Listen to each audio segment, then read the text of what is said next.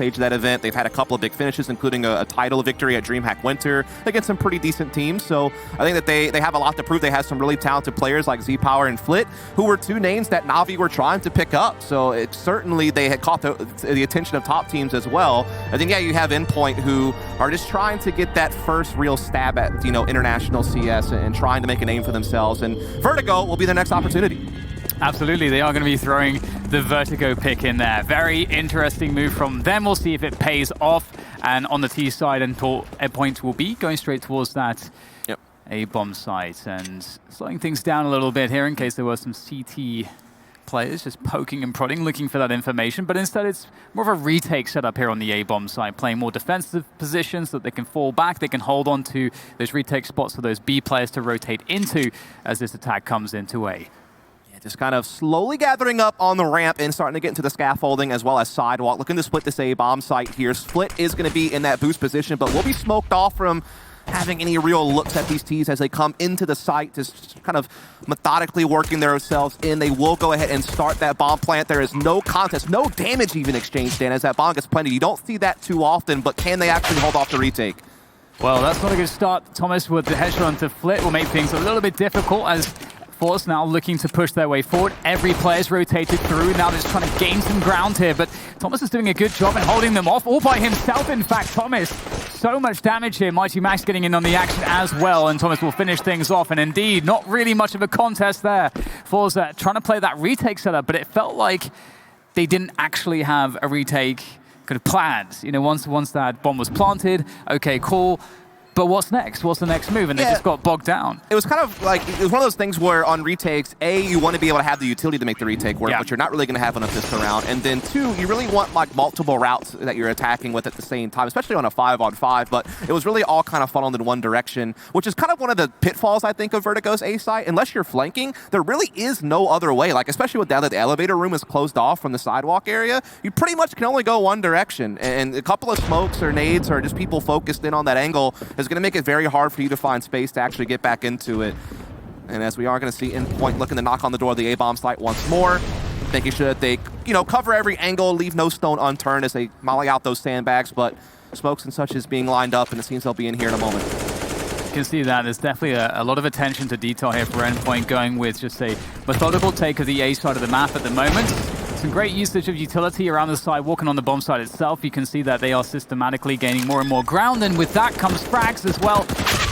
Peppering with the CZ, not really going to find all that much, and so it's now just Flit left, looking to see if he can find a way to save what he has. It's very little, but it would be nice to carry it into the next round. They will not be buying in that next round, and he can't even keep hold of the CZ. Very sad indeed. But not sad for Endpoint. They're off to a great start, all according to plan. Yeah, certainly. I mean, this was a risky pick for Endpoint you had to feel. It's a map that they actually do not play that often outside of Nuke, which is kind of the maps they typically ban a lot.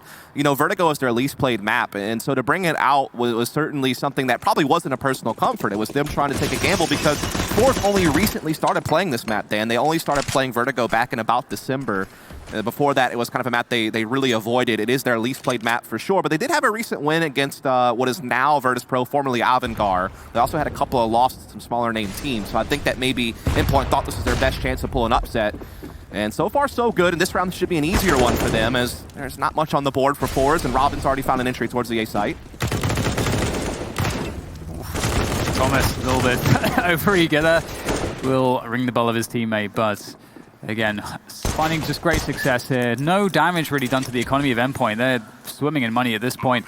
And forZe, I do anticipate them being, you know, stylistically a team that's going to do well on the T side. But the certainly. CT side is another story, of course. And as you mentioned here so far, Endpoint look like they have some plans here. They've clearly done a bunch of preparation for this map specifically. They've got the nade setups. And so far, the pacing's been working out for them. But we're about to move into the gun rounds, and that is certainly a different story. So we'll see what Endpoint will throw at forZe this time. Yeah, this is one of those maps where I feel like set pieces is kind of like the bread and butter. It's hard to play like a true default on this map, and mid control's not really the same as traditional in other maps like, say, a Mirage or even like B control and Inferno. It's not like a map control-centric map. You kind of just use mid for flanks more often than not. It's really more about what type of utility you have as far as folks flashes, Molotovs to kind of eliminate certain angles and just really plow into a bomb site kind of in either the early round, right off the bat, to try to catch a spawn timing, or, you know, in the mid to late round whenever you feel like it's time to go. This time we do see Endpoint a bit spread out. Surreal, you know, poking and prodding over here towards the B side of the map, but the rest of the focus is again on that A smoke. But Z-Power has the out, looking to be aggressive. Unfortunately for him, though, a lot of damage has been dished, and Mighty Max even finds to pick on to Jerry, and Face Crack can't escape either, so it's looking very dangerous now. Very difficult position. Z-Power going to try to survive here. Taking control of sidewalls is really the only way he can survive. Is if he gains control of this position. He does hit the shot now. There is a chance for Z-Power to do more damage from sidewalk, and he does need his teammates to rotate in rather quickly. He's not going to have any assistance here. The trade comes through. He's done what he could. Is it enough? Split is going to be rotating through. It looks like he may have a timing here. The bomb is being planted. However, that Molotov will deny that positioning. There's another one where that came from, so it is very labored here for forZe on this retake attempt. Endpoint have successfully used that utility to back away into very defensible post-plant positions, and forZe at this point have realized that perhaps the chance is gone. Indeed, they will just be saving these two M4s as well as some armor and a flash. They won't really have much to buy around it, but at least it gives them a chance to make a couple of different plays in the next round. It's actually crazy how close that retake might have worked out. There was an HE grenade that was thrown towards the bomb plant, and Thomas is sitting on 12 HP. That nade just barely missed, and if they would have gotten that kill, that would have opened up a 2v2, and maybe they would have had a chance, but without kits, they just didn't really have the time to work it all out. And so another victory does go the way of Endpoint. Again, just, you know, plowing the safe bomb site seems to be a favorite target of theirs thus far. Just getting the most out of their utility. And this time, you know, it was forZe trying to take the fight to them, right? Trying to be aggressive, trying to take more advanced angles, but just got caught with some utility, took too much early damage, wasn't able to really backpedal. And so Endpoint jumped up to 4-0. Yeah, it's just quite a scary... And he hates Blast, apparently. It's quite a scary prospect, because if you consider the fact that Endpoint, they're hitting the A-bomb site with most of their players, they're trying to spread a few out to create that, you know, pressure around the rest of the map to force rotations. forZe had 3 players ready to receive that push. They were set up to defend that, and they got crushed on the defense. So that's not a good sign. Everything Endpoint's doing so far is working way too well. I'm a little bit worried for forZe. That's a great trade if you're Endpoint as well. They'll be very happy with that one. This going aggressive as well. He understands that the rotation's afoot. forZe is definitely one of those teams that likes to be very aggressive and very scrappy. They're a very chaotic team. You notice a lot on their T side, but certainly on their CT side, you're going to see aggressive plays like that as well. Unfortunately, last round it didn't really work out, but this round they actually do have a man advantage when it's all said and done. Again, A is going to be the intended target for Endpoint, as Crucial working his way up the slope here with the AWP, looking towards the boost box and over towards the heaven spot, but no one from forZe is really showing themselves just yet. A shot does break out, and Crucial is just so ready for it, then it's going to even it back up. Very difficult position now for both teams. Crucial, though, opening up things once again with that AWP. However, that's the bomb now down on the ground, and that's not all that fun for Endpoint. Thomas is going to have to make some moves here, because they need to create some space so they can get that bomb safely and get it planted, and time is certainly against them. forZe falling back, actually resetting the situation. Where's the trade, though? Thomas able to get a free one maybe, but no, Flit around the corner looking for the next one, and time is still a huge problem here. The bomb has to go down, faking things out, and Flit, he's going to nail this one. And forZe with the first round, but that looked very close, and honestly, Endpoint, I feel like they had most of the advantages there. Yeah, they really did. Crucial was doing such great work with that AWP, finding those entries, getting them that space, but just not enough. Flit with the quad kill in the round. Actually, this is the only 4 kills he's gotten in the game thus far, as we're 5 rounds deep now, but it comes at a big moment because it gets forced their first round, and it probably puts a stop to the rot, so to speak, of what they've been suffering throughout the early stage of this game. They need to fear that reset, though. They need to be able to string some together. There's still plenty in the bank here for Endpoint to get a full buy in this round. Plenty of utility. See a counter boost going into middle here with Z-Power's AWP, just watching that mid area. But Endpoint hasn't really been challenging that. Again, they've really just been focused on kind of gathering and doing set pieces, which again is kind of the meta of this map, I guess. Yeah, it's one of the reasons perhaps why they picked it too, because even if the other opponents know where you're going, the set pieces can be so strong still, so it does definitely take out some of the complexities out of the game plan. It kind of eliminates like the more complex mid-round decision-making you kind of have to make in other maps, which can help a newer team for sure. If you just know what plays you want to run, then it's a lot easier than coordinating things and reacting. FaceCrack, he might gaze. Oh yeah, he was fancying his chances there. I think there must have been a tiny gap there for Thomas to see his feet from under the smoke. And that's not going to be all too fun for forZe because they will be aware of what's going on now, but they aren't super confident to go for the full rotation just yet. However, once more, Endpoint focusing, bearing down on this A bomb site. It looks like it should go quite successfully. They have all 5 players present there now, and they're just getting kills for free at this point. Bomb planted, it feels like this round is just forfeit. forZe not really having a say in this round whatsoever. Once again, Endpoint dictating the pace, and they're just happily moving through towards an A bomb site. And the one time forZe did try to take control of the A ramp early on, which is one way that teams do deal with this, it failed demonstrably. Right. So this is not a good sign. They don't really have answers just yet, but maybe they can figure something out. Yeah, we'll have to see. Again, it's one of those things where it's a little bit harder to do. I mean, Astralis really kind of made it famous to play aggressive on the sandbags area and really kind of control the pace at A-ramp and deny T-stat space. And it really helped them be a very successful Vertigo team. But since the most recent update, I guess you could say, which has been out for a while now, to be fair, they kind of changed the way the sandbags work, where there's not that gap anymore. And so it's a little bit harder to hold advanced positions. But what you can do sometimes is, just kind of buddy up. So maybe you have someone kind of press sidewalk towards the scaffolding. You have someone A-ramp, and you can kind of, work together to try to create some crossfires or trades, or at least create pressure and then back off and get information. But as you noted, the one time they did go for that, it didn't work out. Doesn't mean you should give up on it, though, right? I mean, that's just kind of one round. If that's a part of their game plan, then they should still go to it. The problem really lies in the fact that, again, it's a map that forZe has only recently started to allow through and start playing. It's their least played map. I know that, they were talking yesterday in interviews about how they were having like some psychological problems, like, that the comms were really bad. They were tilting a bit, getting a little bit angry. Just it's not really playing smooth CS, and they're off to a cold start here. 2 of their players still have yet to find a kill in this game, and so they really need to get going.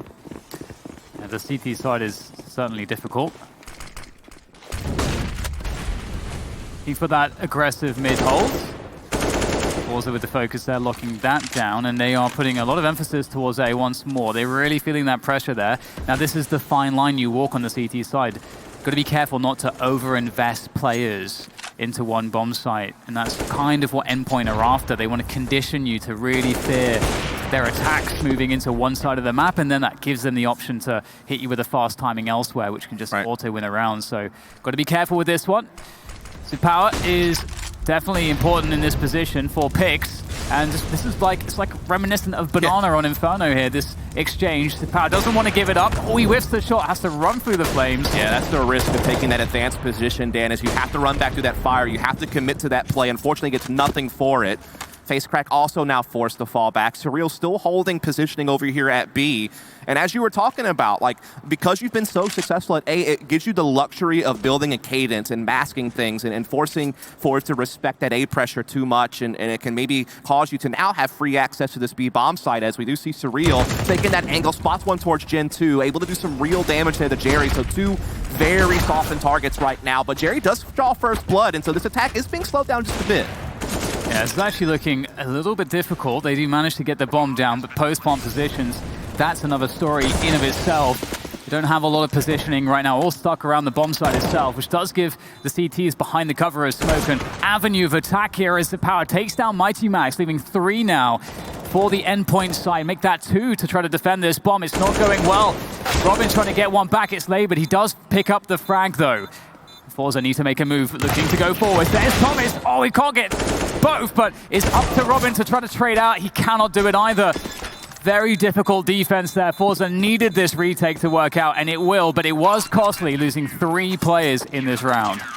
Very tough indeed, but it's a team ace, and actually finally the first kills are starting to come in here for players like FaceCrack and Almazer, so that is certainly good to see. Just great little retake there on B. I think you have to give a lot of credit to Jerry getting that initial kill, getting that initial 5-on-4, and kind of forcing Endpoint to slow down a bit, kind of reconsider certain angles, and just not have that comfort zone, that calm headspace to just take care of business. And then so that, again, another round finally for forZe. It's been a little bit of time, but they are starting to compete once more. As you noted, though, having to rebuy so much is going to be very costly if they can't string together another round here. Especially because it's like a win one, lose one the last 3 rounds in a row. So that lost one position actually quite that built up. And Surreal's been looking for that pick for a while. He's going to be rewarded with it this time, and that's going to be difficult to see how forZe have to adjust now, because on the T side of this map, you have your rotations be they're very quick between the two bomb sites, so you can really switch things up very, very quickly.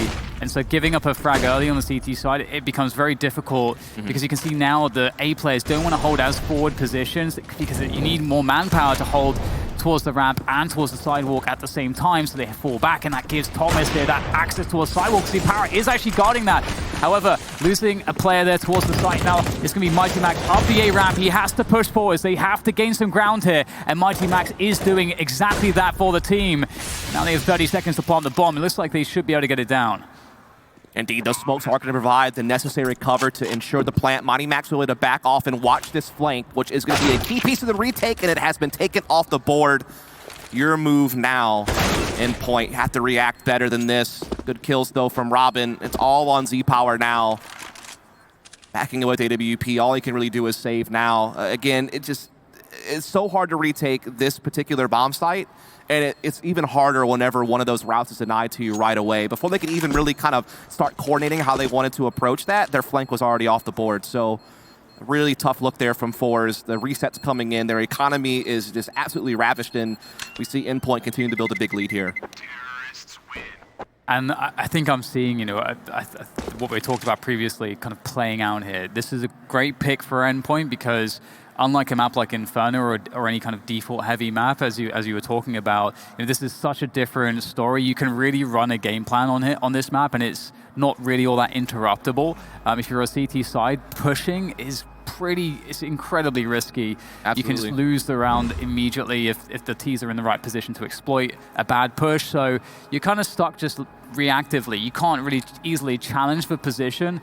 So maybe you get a little bit of space towards middle, towards the sandbags, and maybe you get A ramp control at the beginning of the round. But that's kind of all you really can get reasonably as the CTs. It's tough because I feel like controlling mid as a CT, all that does is stop you from getting flanked. It doesn't really give you anything that's actually quite that useful. I guess it could set up a flanking option on A slope, but it's one of those things where you can't ever feel comfortable going for that because people typically are gathered there for ages, and so they're probably going to catch you unless you slip it in kind of late for a retake more than actually gaining map control. This is not a map control map. It doesn't even feel like CS in some ways. It feels like you're just running strats every single round instead of actually having an overall strategy and making mid-round decisions and taking control and kind of having these different protocols set up for each thing that you have to react to. But that could maybe favor, again, a team like Endpoint that maybe doesn't have as much structure, can just kind of focus on the set pieces they have. And again, they're just attacking this A-slope and Thomas with two big entries. Oh, there's power out there for way too long. And now everything's collapsing. That's such a problem. That was supposed to be the main strength behind the defense, and it's just been eliminated for no cost to Endpoint, really. They're just able to creep up on Zipala. That shouldn't have been able to happen. Face crack. I don't know how he wins that battle with an MP9 at the distance, but he does. I don't know if there's a chance here for them still. They are outmanned, outgunned. There's a quick push through the smoke for a trade. Again, it still feels very disadvantageous here for forZe, but maybe they've done enough here to try to create a chance. Flit trying to find one extra kill out of this, but he won't win the duel, and it's up to the flank of Almeza, which is much less powerful. Now there's no distraction on the site, and you can see they're looking for him as well. And now his position's being given away, so RIP Almeza. No advantages to play with. It's all pretty rough from here on out. I think you can kind of feel the frustration in the room now for forZe. Like going for that push through the smoke with the MP9 and try to stop a bomb plant.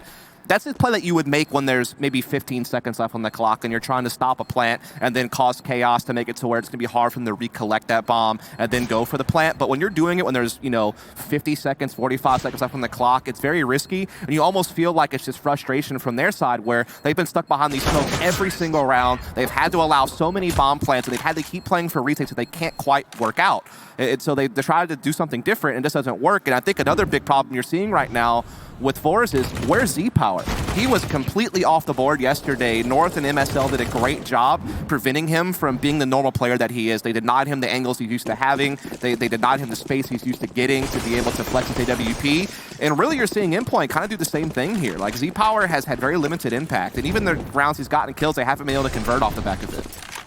I mean, it's looking pretty grim insofar as that they seem also just so cold in terms of hitting shots. So even if they are in a bad spot, it doesn't seem like the confidence is there for forZe to kind of recover it by clutching it out or having some overperformance from an individual. No one's really stepping up in that way, and indeed it just seems like they are very uncomfortable on the CT side. Yep. Just the one quad kill from Flit is like basically the only highlight moment for forZe you can think of in the 9 rounds played.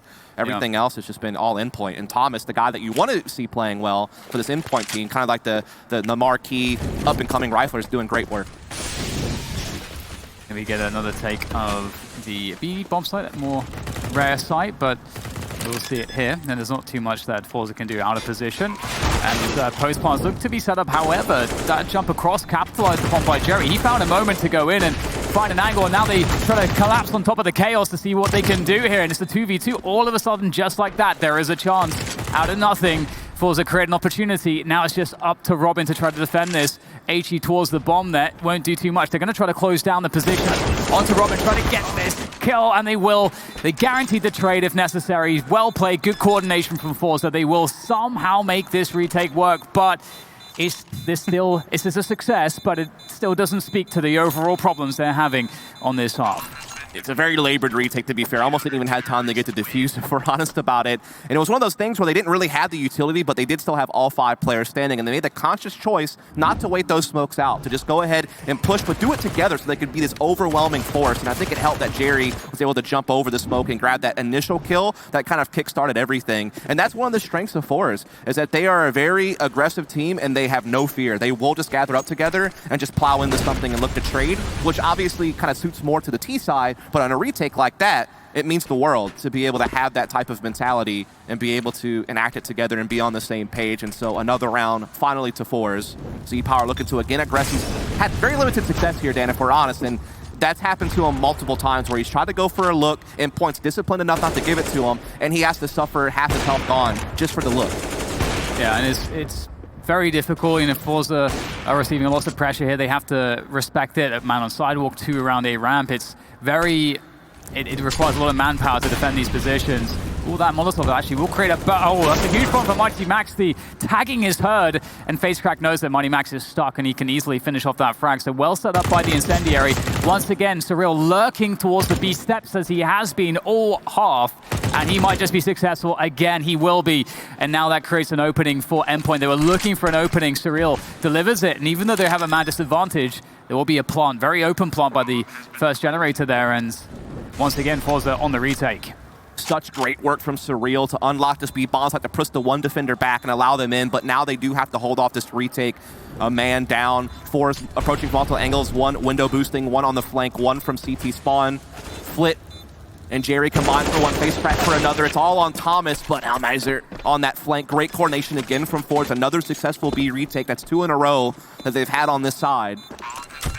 So we're starting to see forZe really kick in. We're starting to see some players finally start putting some frags on the board. Again, it wasn't that long ago that some of these guys had no kills. Now they're all at least 5. So you're starting to see them kind of wake up, I think, is really the best way to put it. Yeah, I mean, especially in some of these retake scenarios on the B-bomb side where it's a little bit more open and we're seeing that coordination come in. It seems like at that point we're seeing forZe more comfortable than these situations where they don't seem to understand that some of the dynamics about how to defend certain positions earlier in the round, but we have a fast push. I'll hold that fort. Z-Power won't hit the first shot, but FaceCrack certainly will. He's got himself a quad kill. He is decimating the entire opposition as they run up the ramp to their demise. Just Mighty Max left now. FaceCrack, he's got a little bit of a highlight here for himself with the ace, which he'll complete. Very nice and very needed. That's got to feel good. He's not had all that much of a game so far, right? Which I guess is fair to say for most of the forZe players. But they've got 5 rounds on the board suddenly, and I don't understand where they came from. Yeah, I mean, this round in particular started out not much different from many of the other rounds we've seen, but the big difference was lack of resources. You know, there was really nothing there for Endpoint to make sure they could safely clear out sandbags or push Z-Power off the A slope, who's been, you know, taking aggressive angles there with the AWP quite often. And what it's allowed is, you know, I'm sure forZe was probably pretty aware of their economy, and so it allowed them to feel pretty comfortable playing aggressive, knowing they wouldn't really take any utility damage, and that they could hold the sandbags angle as well without fear of being flushed out. And so just kind of keeping their same game plan, but not having as much they had to deal with and worry about, so that could make things much easier and another round goes their way. They've actually now won the last 3 rounds in a row. They've won the last 4 out of 6. So they're starting to find some stability. Their economy's starting to get in good order as well. It's now Endpoint who's dealing with pricing issues. So this is great work. Whoa! Oh my goodness. Okay, Robin, he's having some fun with that AK. And that's going to create a decisive advantage for Endpoint. How will forZe come back now? It feels like they're starting to get fired up here with some of these rounds. They've got 5 on the board somehow, inexplicably so, with a lot of those retakes on B, I think specifically going their way. Now, as we will see a recovery attempt as Endpoint set their sights on the B bomb site. Just walking up here, and this is, so much to do with Surreal and what he's seen in these past rounds. And forZe, they've completely given up the B bomb side here, so this will be quite difficult indeed. Flit smoked off, so there's no chance for a cheeky pick. And there's so many players left for Endpoint. This honestly seems impossible at this point for forZe. They're going to have to go for the save, and we'll see if they can recover in the following round. But those 2 opening frags from Robin were really special. Yeah, I can't wait to see the replay of that. It's one of those rounds where you just win immediately, and Thomas is not going to allow those guns to be saved in. He's going to find 2 of them in middle, so now the only gun that might be able to carry over is FaceCrack's AK, but even he is not going to be able to do so. And I think what they're looking at there is they had enough money to buy the next round, but they know that they can force some rebuying out of their opponent, that would be a good economic pressure they could put against them, but this doesn't happen, and yeah, this is just crazy work. Oh my goodness. it's not even fair, really. Yeah, that's just I don't even know what to say double about doors that. on Dust too. Like, you can't account for that type of thing, but it can win you around, and that's exactly what happened there for Robin. That is kind of mad. Absolutely mad. Good timing. Yeah. Yeah, and for them to lose all those weapons really sucks as well. Obviously, as you mentioned, there is the money to rebuy, but they had AKs and so on. It's just not a good look. Either way, still see what they can do here towards a Ramsey Power, as you mentioned before, not having the most success in this position. Needs to find something better in this round, and once again doing as he's been doing every round, and the Molotov comes through as it has been pretty much every round. So the flow is being maintained. FaceCrack trying to hold on to Sidewalk with the quick peek for info, and Endpoint systematically clearing this, and they have just been generally successful at doing this. I feel like Z-Power must be internally screaming, please peek me. But he's been able to reposition towards Sidewalk anyhow, and finally does get the peek he wanted, as Crucial will be able to deliver him a nice frag.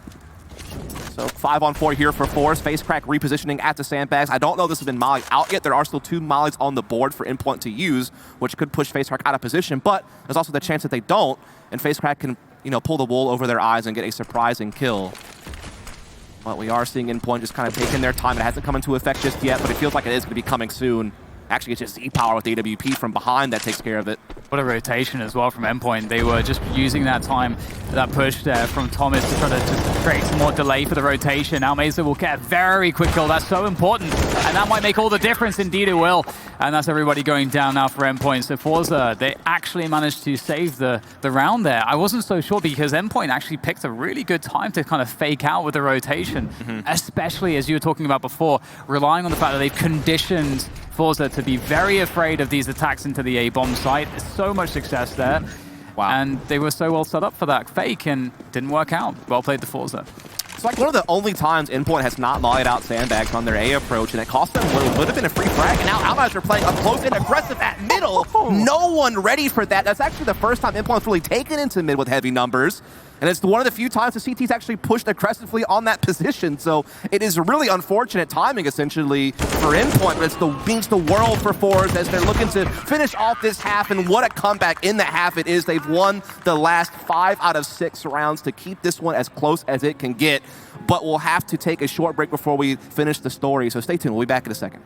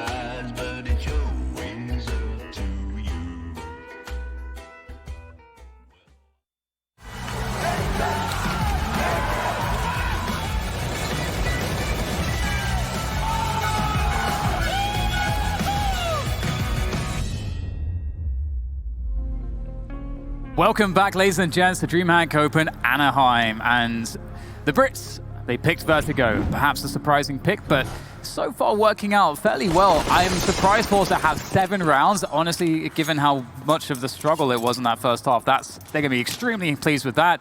And now the story's switched, because now forZe are on the T side. I think this is going to suit them a lot more, but maybe not the A-bomb side. Maybe Crucial is looking a bit too strong here at the moment. That's a nice opening headshot, and Mighty Max is there as well to help him out.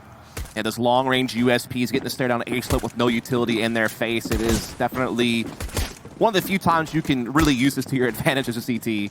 Certainly is going to help out Crucial in that moment. Z-Power, one of the leading fraggers of forZe, already off the board very early on. As it's a double CT setup here at Sandbags. It's going to be a nice little bait and switch play. They might not expect another one to be there. That could come into effect later, but as I say that, forZe are just kind of fading back. They're taking things very slow. They were able to get a kill back, so even things back up.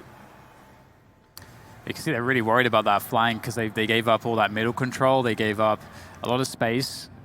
So the flank, if you don't have any mid controls, you're always thinking flanks. The flank is possible. So you can see Flitz looking to clear that ladder room with the help of Face Crack. They want to make sure if the CT was positioned there, just waiting, that they would be able to clear that out. That's very smart, actually, from forZe, showing some good cognizance of the possibilities for aggression from the CT side.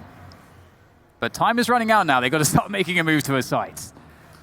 They do indeed need to make a decision, Dan. There's no doubt about that. Time is ticking. That is the one thing that you can't stop. As we are going to see Robin spotting that jump over there, so they know what's going on. Surreal playing here from Gen 2 with the USP, trying to pick someone off, but Almazer is the one that's going to crack face first and get that bomb planted for his team. And everyone from forZe is now trying to pitch in. The frags are coming out faster than you can keep up with almost. Thomas now left alone, trying to backpedal, but Flit will have none of it. In fact, he was so excited, he took out a teammate on his way.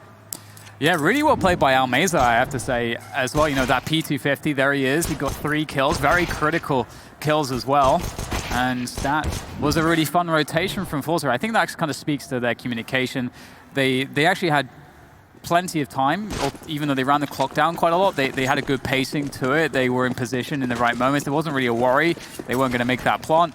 So well played to forZe there, showing definitely a very different level of coordination than in comparison to their CT side. And easy cleanup with those MAC-10s of the saving Endpoint players, not investing anything here on this CT side in this round. So This is going as you would expect so far. Yep, just print those dollar bills with those MAC-10s, trying to get as much money as you can out of them. It certainly helps. There was really no force buy here from Endpoint. No, looking to go for heavy armor or anything like that. Looking for this full buy in this round, which will be a lot of M4s coming out. Obviously not enough money for an AWP or anything like that. So we do have actually a FAMAS come out for Mighty Max so we can get some utility.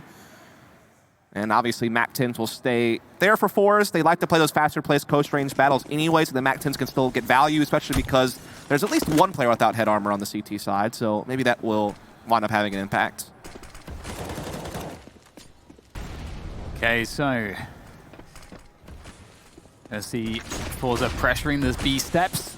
FaceCrack's going to make his way up quite quickly, actually. A smoke from the CTs that's actually quite shallow. Might be actually problematic now to stop the Ts from making their way to the site. Surreal with a nice frag. The boost comes through. This is a very common boost these days. A lot of teams expect this, and it will be spotted out. Got to be really careful. Can't really fight back from behind that smoke. Robin able to defend just for a moment, and the bomb not yet planted, and the Ts are running out of players, so maybe a bit over-eager with the aggression before the bomb's been planted. Re-smoke there to create some space for Flit to defend and support this bomb plant, but this is looking awkward, and no one's really covering that flank from middle. This is looking quite scary for forZe at the moment. As Flit tries to find himself one, and he will find just that. Robin goes down, Crucial making his presence known from the back, and Almazer's there ready to deal with that. As Mighty Max is forced through, and he's going to find himself one. Where's the trade? Oh, Mighty Max! He is ready for the ting. And that's going to be a round for Endpoint. Very important one at that. Wow, that was just a chaotic round, which is a word you're going to use often when you think of a forZe T side. Again, they're very scrappy. They're very fast-paced. They commit pretty early. They don't really have indecisiveness in their nature. They pretty much just are gung-ho and go for it. But that was so back and forth, so much of a slugfest, and it really just came down to Mighty Max making a crazy individual play in the 1v2 at the very end, but it was pretty much even and neck up until that point. speaking of neck and neck, we're tied 9-9. This has become an incredibly close game. We had several rounds go back and forth in the first half, and you're starting to see that take place now here in the start of this one. It's going to be interesting to see exactly what the T side looks like for forZe in terms of their defaulting. You know, what do they like to go towards the most? You know, Endpoint had that style of play, as we saw, where they really want to abuse one portion of the map to really create a level of fear and conditioning towards that they could later abuse. And forZe may have a different style here, and they're all trying to take over this A-ramp position. The quick push around sidewalk doesn't really favor them, but the trades are going their way. This pressure from FaceCrack, he does make the other entry as well, and now all of a sudden, all hands on deck towards that A-bomb site. Massive levels of threat there, and forZe, they're not committed anywhere. They have the run of the entire map.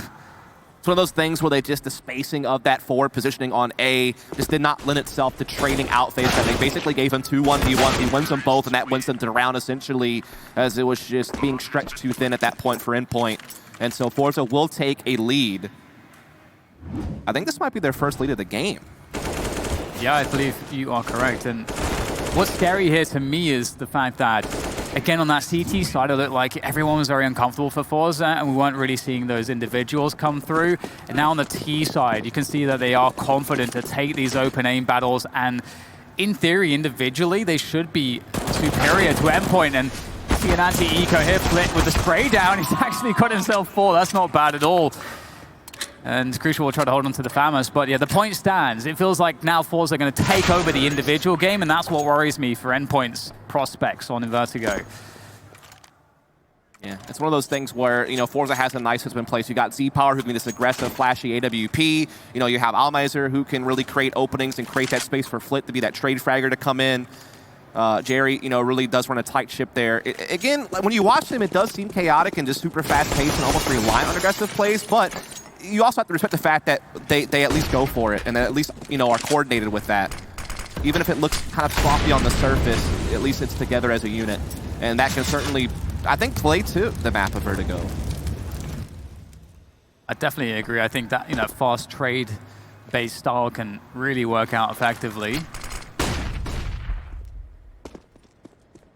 forZe slows things down here, and after an initial show of presence towards the A-ramp, and oh my god, FaceCrack living up to his name there. They had no idea what was going on, and FaceCrack is going to lead the charge into the A-bomb site, which has absolutely nobody there to defend it at this point. It's completely locked off by utility now as well. You're not retaking this, I promise you. Like, it's so hard to retake A on this map unless you have a flanking option, which they do not have because you have Jerry cutting that off right away. He was in position to stop any thought of flank, and so no gun saved except for maybe Robinson more. And no, not even that. It's extra money for Flit.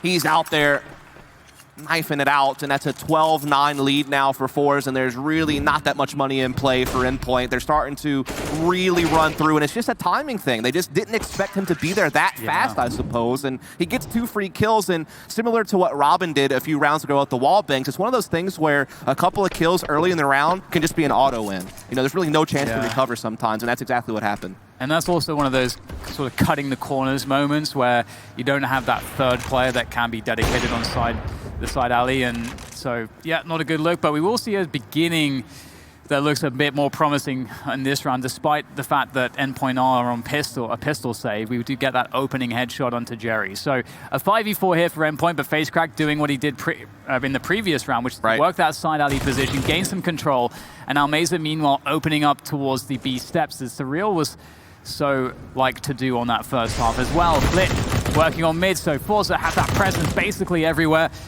and they will take over that B bomb side. The bomb is yet to be committed though, but there may be no players left sooner than later for Endpoint. All right, this is spread pick style from forZe. They've gotten picks basically every area of the map, mid and each site, but now Flit is actually taking care of him. Max will pick up the SG, so maybe that will actually come into play at some point, but Almazer catching a rotation already over towards B. FaceCrack now stabbing in through mid himself is going to find Max, so no SG is going to be potentially saved from Endpoint, and will shuffle its way back over to forZe's side. FaceCrack could go pick it up and pass it to a teammate if he so chooses. Meanwhile, Crucial is looking to hang around here with the pistol, but is going to be sniffed out. So 13-9 for forZe, and Endpoint, despite the fact that they were in control of this game for a lot of the first half, now, when it matters most, when you're sprinting for the finish line, forZe is a step ahead. And they really only have one more true shot at this, you feel like. This full buy is like the best buy they're going to have for the rest of the game if they can't start connecting rounds together. So this is really their last hope, it feels. Yeah, I completely agree. As you can see that forZe, I think they're feeling it too. They're really feeling like, all right, this is how we're overtaking now. Yeah, sure, we had some of those struggles, but now there's just too much freedom. They have so many ways to show that they're better than Endpoint, and it's really coming through in the gameplay at the moment. As Robin is trying to defend mid up, there's not really too much there except just Flit, who is looking after that flanking position as we discussed previously. And of course the 3-man setup towards the A bomb side as well is pretty key. Endpoint have to respect that they need to do that. Yeah, that pressure at least keeps Robin having to focus on middle, which opens up a little bit of vulnerabilities on the bomb sites themselves. You can see it now as forZe are starting to approach onto this A site. Crucial is here with AWP. Thomas is pushed by a walk. He might catch a Tommy. A great flash comes in, though, and that's going to allow the forZe members to take over this area. Crucial will now try to re-aggress his position, try to catch them off guard. He does find one, but can he multi-frag? Unfortunately not. The spacing was too tight. Flit was there to respond appropriately. Now they have a 3-on-2 post plant in front of them. Just, as you said, great spacing to just deny any opportunity for Crucial to have a moment. Oh, hello, Surreal and Robin finding moments of their own. Now down to Jerry on the clutch, 1 versus 2 as he looks from the A-ramp to trying to find the frag. The trade isn't quite there, but Surreal will get it in the end. And the defuse will come through in plenty of time. And Endpoint cling on by their fingernails to the edge of the cliff at the moment. It's not all lost just yet. There is still a hope, a chance. It's tough, man. It looked like forZe had that one under their control. They were doing so well to clear that first player off of the sidewalk area. They traded Crucial efficiently, who re-aggressed that position. I think that was a 3-on-2 post play, if I'm not mistaken, but just could not. Just a couple of quick boosts over the smokes, maybe a little bit faster than forZe were anticipating is going to cost them the round. And so Endpoint are right back in the race now. That was a very important round to win. Unfortunately, look at what it's done. They did have to rebuy several of their players, and to get utility, they had to go with SMGs. Look at his stack here as well. FaceCrack is happy to see it.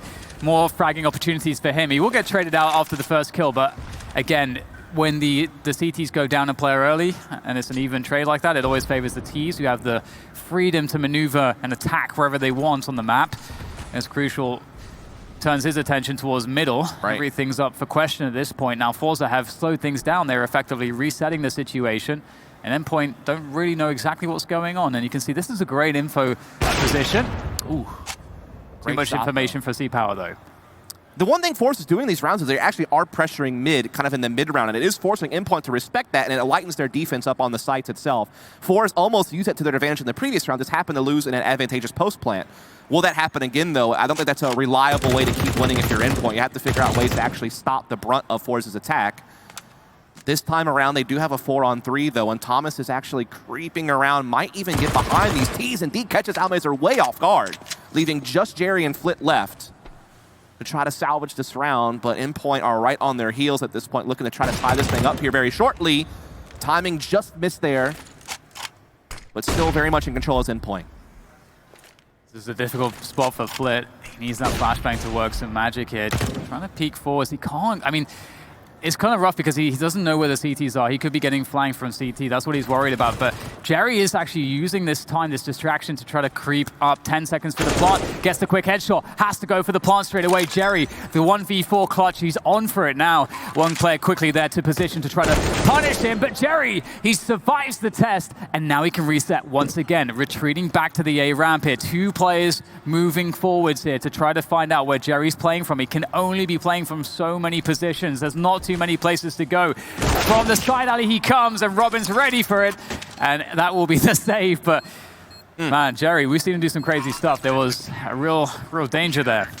Gotta respect the hustle that Jerry was putting in right there. Definitely made something out of that, as you noted, kind of using all the distraction going on at middle to slip his way into the site, get a couple of kills, get that bomb plan, at least get them a little bit more economic power at the very least. But just couldn't quite finish off the clutch. That would have been certainly something magical if he had been. You feel like that would have maybe just ended Endpoint, right? Yeah, that would have ended the map, I think. I agree. Yeah. Especially with that money how it is. Just going down to the Y now. It seems like forZe have lost some traction, lost some speed. FaceCrack, he's looking I mean, he wants to get these entry frags. He has been hungry for these entries, and he's mostly been getting them as he looks to find one there through the top. He can't quite connect the final bullets to get that kill, and Mighty Max using that smoke as it dissipates to find the advantage in the duel. But it's a 4v5, so still plenty of time here for forZe to work the rest of the map to see if they can get another opening. Again, this mid-pressure that Robin is now forced to respect is giving forZe some options here to split this B bomb site. There's only one defender actually on the site. Now Robin finally will meet up with Surreal here. Oh, that's a big miss. That could have flushed Surreal out of position. And that's going to force forZe to have to work a bit harder to crack open this site. They now have more angles they must clear with brute force alone. They're being halted as well at this initial choke point. Surreal doing a great job buying time, staying safe, staying alive, but it doesn't last long enough as Jerry eventually sits them out, and now Split. That mid-pressure's coming into fruition. Not only is it causing CT to respect it, but now it's also getting them kills and getting them really, really important map control. This is so desperate here for Robin, just trying to find some way in, but there was no way in. The smoke's really not working out for the CTs there. You figured that maybe Surreal would be this key player at the back of the bomb site. The Molotov had missed. He was in this very difficult to deal with position. They didn't have another Molotov for it. He smokes to try to get out of the position and create more pressure, more delay, but it ends up backfiring, and then that's when things started to go very sour very quickly. And Endpoint, perhaps only now with one good opportunity to try to get back into this one, and the buy does not look good. All their eggs are in this basket. They didn't really have much of a choice. They've bought what they can, and includes a couple of SMGs, 3 to be exact, 1 M4, and actually Surreal's just on the Deagle, just to be able to get some pieces of utility and make sure he gets that head armor. Face crack has been a real nuisance on this A ramp. There's no denying that. He's looking to do that again. The timing, though, is going to be kind of against him, but never mind. He had a teammate behind that kind of caught them and allowed him to have that freedom to find those 2 kills, but still a 3-on-3 in the end. But again, that mid-pressure, it's actually come again into play. Flit has been a real problem. Interestingly, though, Endpoint actually don't have bad positioning for the remaining players in terms of, it seems like forZe have an argument to go towards the B bomb site here, but it's crucial. Oh, he's actually going to find it. Oh my god, what a timing there through the smoke, and then back again. Oh my goodness, crucial. Oh no, he's so unfortunate to actually find himself in front of Jerry there. That could have been the masterstroke, but unfortunately it's down to Surreal to keep their chances alive, at least in this round. And with that Deagle in hand, can never put it past him. The MP9 will be collected. Molotov will slow him down, and there's no chance for Surreal. 15-11. It is game point here for forZe. They've worked pretty damn hard in this second half, and it could all be over here for Endpoint on Vertigo. They need this pick, I think, to have a chance to take this series, and it's going to be very difficult. Still at least something to work with for Endpoint. It's not ideal, but at least they do have some firepower and some utility. They need to win the next 4 in a row to force OT. They have not won many rounds here in this half. It has been the forZe show for the most part. Z-Power looking to see if he can find someone peeking above this smoke with his AWP. So far, no one showing themselves. And actually, utility damage has been great for Endpoint. They have made very efficient use of what limited utility they've had. Some softened targets out there now. Staying out there at the moment, looking to see if there's another information play to come through after a slight reset. Just cutting the noise, making Endpoint guess what is actually happening. And there it is, the first noise made, clearing the sandbags with the utility, and just slowly but surely moving their way up the A ramp. An imperious presence here in Almeza with that Krieg, with that scope, looking for those heads here to crack open this bomb site. Smoke down defensively by the CTs. This will buy some more time for rotation. Man. Doing a great job stalling out forZe here on the slope, but they can't stop the pick. Z-Power finding that entry onto Mighty Max as they start sweeping their way in. Thomas boosted with the up, but again, the Molotov, the utility, the pressure, the forward momentum. It's too much to handle for Endpoint as those entries come in, but crucial, he's looking to respond. He gets it back into a winnable 2-on-2. There is still hope for Endpoint yet to stay alive on this map, and Thomas adds to it with that one. It's all on Flit now, and it's such a tight race, but Crucial comes out on top into the 1v1, and also will finish the job. Endpoint, they're going to hang around a bit longer, Dan. Oof, they're not done yet. What a round from him. They were so weak, though. I mean, maybe they're, maybe forZe, the players should have died sooner than that. I don't know how fortunate they got, but there are so many players who were just around like 15 health or less. That's kind of crazy.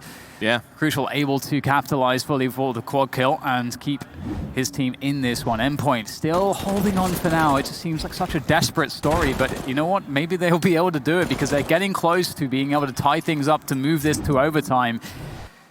Just a few more rounds. Can they pull it out of the bag here? It seems like it always comes down to the clutches at this point. Wow. That's crazy that Crucial pulled that off. With the FAMAS, no less. 4 kills, a clutch, the 1v2 in the end.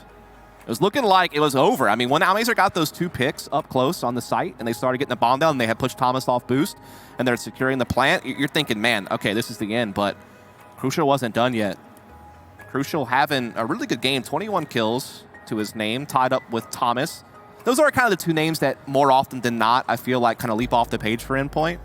You know, they're 2 guys that have, you know, done some stuff. Like I remember Surreal, obviously, or excuse me, Crucial had played like briefly in NA with Splice and a couple of other international, like smaller teams, and it usually put up pretty good numbers. And then Thomas, again, was on that no chance team that turned into Godsent and had some notoriety from some smaller online tournaments and playing at the European minor and things of that nature. And so good to see them pitching in, pulling their weight and keeping this game close, keeping themselves in the race. Still, though, they have to be flawless to force an overtime. Indeed. It's going to be a difficult one. It feels as though kind of similar story to the first half where forZe weren't able to really solve the T side of their opposition, what Endpoint were doing on the T side. It seems like there's a similar position now for the Endpoint team. It's difficult for them on the CT side to really hold on to the A ramp and to kind of take wins there. They've at best sort of just been slowing it down, but when they try to take the engagements there, it seems most of the time to go poorly for them. It seems inconsistent at best.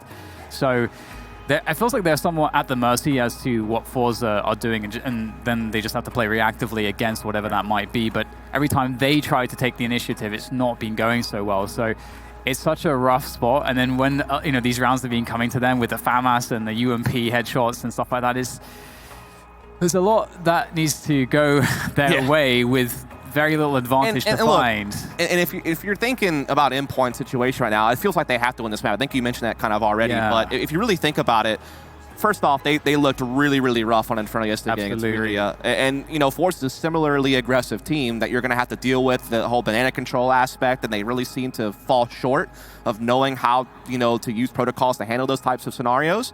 Not only that, but forZe is a pretty powerful Inferno team. They have a great land record on the map. They've beaten some big name teams like EG and Heroic and what is now VP, formerly Avangar. Usually when they lose the map, it's to like elite level teams like in the top 10 or top 15 and even give them close games. And with Endpoint, Inferno is not really something, you tie to them as a real big strength. So yeah, I think that they need to figure this one out. And there's still a chance. I mean, they're in striking distance, but they have to be perfect.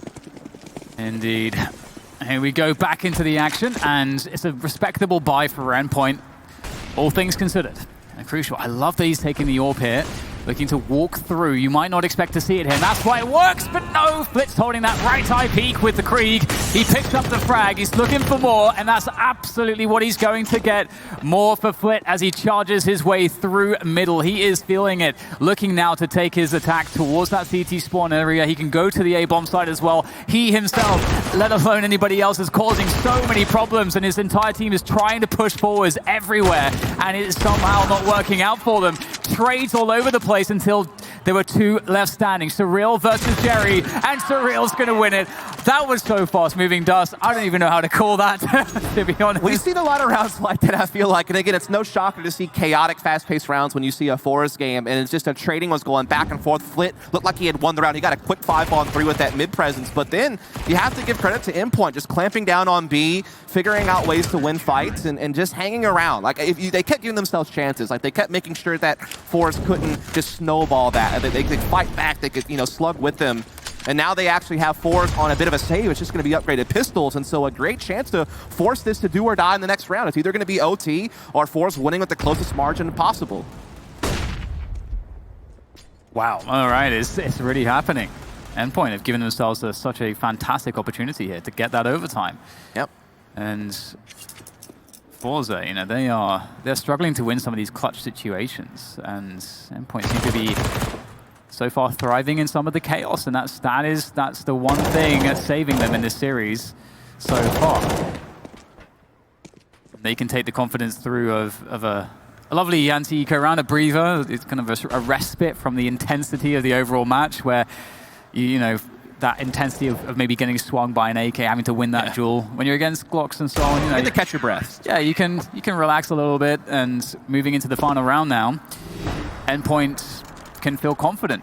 forZe now are the ones that have to start to question themselves and think, okay, well, what did we do that worked out the best so far? And should we try to replicate that, or should we go with something else? I think that their use of mid-pressure has been very important, so I think that they should keep that up, and I think FaceCrack has been so good for them on finding entry, particularly on this A slope, so I think that that's probably going to be the two key factors, is let Flip pressure mid, let FaceCrack do his thing at the A site, and then the rest should be just supporting that. But as we say that, they're actually doing something completely different. They're going very heavy towards B pretty early. Haven't really seen them do that before, so maybe a B split's in the cards, and Flit will try to be that late player through window to try to add that extra route and entering into the site. But as I say that, forZe are just kind of content to hang around. But here it is, here's Flit, here's that mid-pressure we're talking about. Big kill, oh my goodness. In the blink of an eye, Robin splattered all over the place.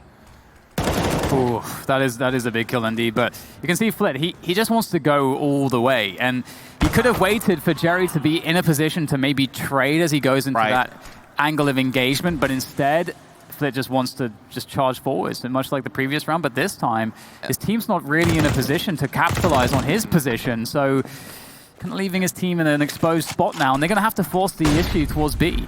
Did seem ill-advised. I mean, if he just would have held that 5-on-4 and held mid-control, that could have caused so many problems for Endpoint, but instead he tries to go for more. It cost them, but they still have a chance at this round. They're coming into B, they're getting entries. They now have it back even, in fact, and this bomb can maybe make its way up. The problem is it's been actually left behind on the stairwell. They have to backtrack and give up space on the site to go back for it, but it may just come down to frags anyhow. But Thomas, he's the one winning the fight. He's now into a 1v1 against FaceCrack. The bomb being down actually plays to FaceCrack's benefit. He's able to escape with it and run it all the way to the A side of the map. Thomas, no idea where it's headed. He's on for the quad kill, on for the clutch to force an OT. He's starting to figure things out. He'll know now for sure where he needs to head. But again, he only has a couple of directions to choose from, and that means FaceCrack can just kind of back off and feel pretty confident he knows where it's coming from. This is messy. This is messy, but forZe, they have a chance here to make it a clean finish. One more headshot, that's all it takes, and it's all over for this map. There's the pressure on the bomb. Thomas, he's absolutely nailed it. What a beautiful prediction there towards side alley. He has outbrained it, and that is going to mean we are going to overtime. Well played to Endpoint. Well played to Thomas. He's done it. Very clutch, coming out with that 3K right at the end. And this is not a good look if you're forZe. They can't be confident moving into this overtime. It's got to be that momentum has to be with the Brits here. I think what we've seen is Endpoint has shown forZe you have to respect us. Like, you can't try to take these, you know, overly crazy plays and think that you're going to get away with it. Like, we have our bases covered. We can frag with you. And I think that if forZe just shows a bit of restraint, like if Flit were just to hold back a bit more after that initial entry and actually leverage the advantage more rather than just trying to, you know, spiral it out of control too fast, I think that, you know, forZe could really get back in control of this game. But also something must be said for Endpoint's recovery there.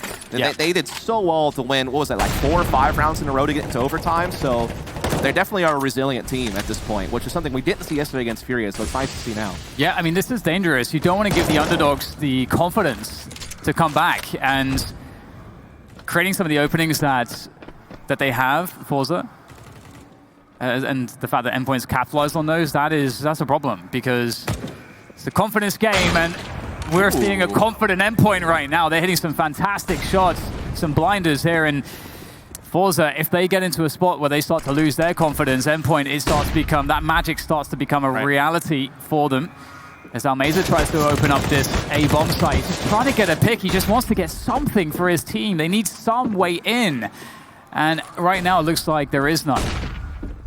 Yeah, it's looking pretty grim, isn't it? Utility has really been a big problem. Good pressure here from the CTs. They have the numbers as well. There's no doubt about that. And the kills continue to go their way with Thomas finding Almeza there. C-Power can't fight back, misses a key op shot. Jerry's still standing, but he's all alone. In a 1 versus 4, time is starting to dwindle. Chances are starting to look bleak. Doesn't really have any utility to work with. Has to just try to brute force his way through on pure aim alone. And it's just not going to happen, is it? Endpoint with a big round. I like their adjustment that you saw at middle. Flit has typically had free reign and only really had to focus on a couple of angles as he swung mid. It's usually, you know, towards elevators or towards CT spawn. They actually had Crucial tucked into the window because the one other thing that forZe has never really done is pressure B stairs very much. So Crucial felt pretty safe just being able to play window and basically ran a bait and switch setup with his teammate that was towards elevators, and it got them that really big frag onto Flit because Flit has constantly gotten entries there, I feel like, or at least created a lot of pressure. So the fact that they were able to alleviate that right away, I felt made the world of difference to how confident they could feel the rest of the round. They could control the pace. So big adjustment from Endpoint. We're reading their opponent well, and they've taken advantage in this overtime. Yeah, it definitely looks that way. It looks like, you know, forZe are the less patient ones here and could cost them quite heavily. Again, you know, we're saying that, you know, Endpoint, they've got to win this map if they want to have a chance of winning this series. It's really, it goes without question. Moneymax looking to defend the A ramp here as their presence is felt. forZe are looking to work on this position. Some counter utility slowing things down somewhat for FaceCrack, who has been very abusive in that on the T side from this position. Smoke does need to go away before he can feel confident to go for a peek. There's two CTs in mid here, which does leave the sights a little bit more open. Jerry will take down one. Oh, the flick hits the legs of Flit, and Crucial pulls out the pistol, trying to escape here. Oh, he doesn't quite know when to throw that nade, but eventually it will go out, and he will be okay to fall back. 44 with a minute to go, and the mid pressure continues with Almeza and Flit. That is wild that Crucial's still alive after all that. The boost goes up, but Thomas has read that script. He's ready for it. Flit off the board, a big piece that forZe usually have is no longer in play, and it continues on. Thomas has been a multi-frag legend this map, it feels like. Just continues it. Now the 4-on-2, looking to find 17. FaceCrack trying to deny it. He's gotten into A. He's blocking off the main retake routes to try to ensure this bomb plan at the very least. Even looking for more. He's pushing all the way up with this fire. He's going to catch this CT completely off guard, and all of a sudden, there's a chance for forZe to take this one away. Yeah, this would be such a huge recovery. My goodness, the advantages for Endpoint, so many in this round, and now it's not looking too good. Robin in the clutch situation, but FaceCrack just says, nope, 4K for me. Thank you very much, and the round will go to forZe. That's a very big one for them to pick up because honestly, it was starting to look a little bit hopeless. Endpoint starting to play really well. It's just like in overtime is when, you know, unexpected things start happening. Like people start doing things they weren't doing before. It's the adjustment game. It's the mental gymnastics you have to kind of go through. And that's the first time we've really seen someone press into heaven as a T and really go for that extra space. And it definitely caught Endpoint off guard. It cost them the round. It's those little micro adjustments, those little mind games. Oh my god! Oh no! FaceCrack! That is ridiculous! That doesn't make any sense. But for some reason, FaceCrack is just going to completely annihilate the enemy team. That is insane. I don't get it. You don't see that every day. That is ridiculous. Even in slow motion, I bet it looks fast. Oh my god, this guy is unreal. Oh my. I bet you if we watched that in slow motion, it would still look unreal. Like it would still look godly fast. Because, man, oh man. That is just an unreal feel for the game. He just, in his head, he just is acting just intuitively there. He has no idea what the hell just happened. I mean, the first two, at least there was some reasonableness to it, you know, the transfer from one to the other, but that third kill just was a bit egregious, wasn't it? It gives you that lower gut pain that you really only get a couple of different ways if you're a human male, and that's one of them. Just takes the win right out of you. Wow. He has been like the entry fragging like a god there, but that was a new level entirely. That's gotta be play the tournament so far. It's pretty huge. That is just that's just an immediate shutdown. And well, onto the CT side they go. And hello, Reddit. They had a lot more trouble on this side of things. So we'll see if Endpoint have learned any new tricks and new ways to abuse them. But that's the thing. As you said, everything changes in overtime. Oh my god. Exifal is so unlucky not to connect a body shot with that AWP there. That's so unlucky. And that changes everything here now. Almeza and Flit is all that's left to defend this bomb site. Well, they're not even on the site in the first place, so this is a gimme for Endpoint. It does seem that way, doesn't it? But we've seen crazy things already. So what about Almeza and Flit? Are they going to have something in store for us to keep this one crazy? Doesn't seem like it. They are well out of range of really going for this, but with it being MR3 16K, you have a lot of reserve cash. You don't get punished as much for big buys, and so they could maybe still take a look at this, see if they can't pull off something wacky, but nothing really envisioned just yet. And yeah, it doesn't seem like they're really going for it. Can't blame them, really.